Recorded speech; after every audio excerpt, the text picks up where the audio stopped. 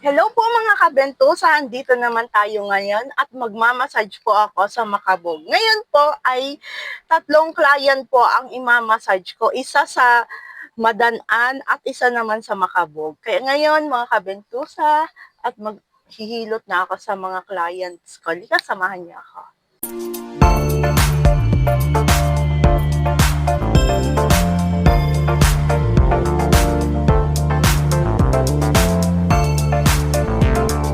Dito ng eucalyptus oil. Ito yung gamit ko mga kabentusa, kaya ito yon kasi trusted na ako dito sa gamit na to kasi ang gusto nila nitong amoy lavender scents. Mga kabentusa ay pupunta na ako sa counter, kaya ito yung pinaka-trusted kong amoy.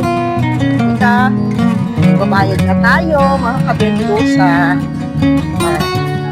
Na ako sa counter. Diba? Punta na ako sa client ko.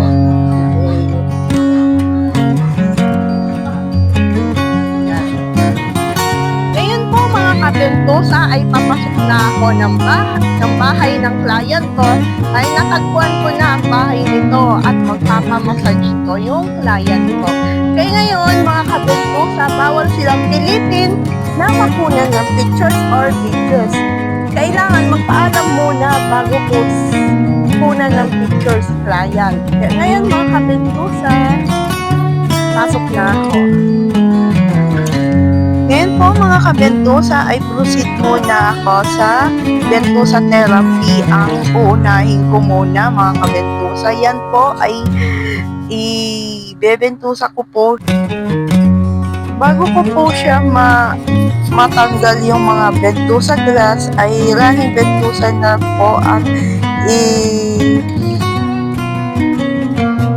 i-proceed ko po kay client. Kasi tatanggalin ko muna yung mga bentusa glass bago ko siya running bentusa. Dapat tapos na ako sa bentusa Ngayon po mga kabentusa ay pauwi na ako ng bahay at meron akong imamassage ng mga clients ko sa Madanaan. Kaya punta na ako doon mga kabentusa.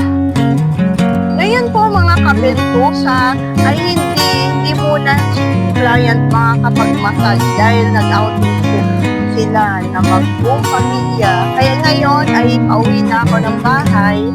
Home sweet home mga kabentusa.